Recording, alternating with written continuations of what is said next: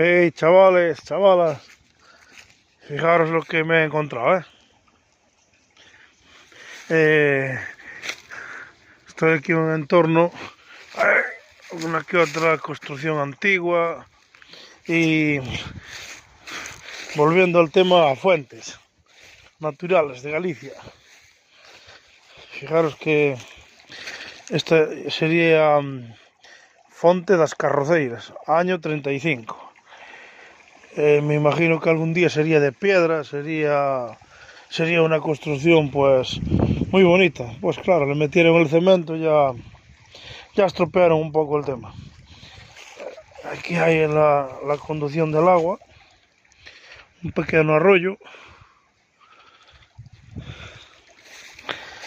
Estuve mirando por aquí, alrededor hay álamos, alisos y fresno. He visto un fresno allí también de frente.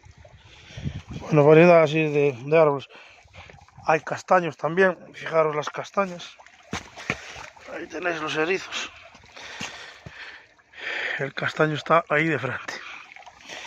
Y la verdad estamos en noviembre, pero lleva muy poca agua, pero es buena agua,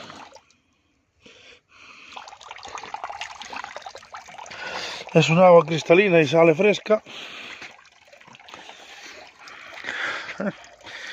Fonte das Carroceiras. Le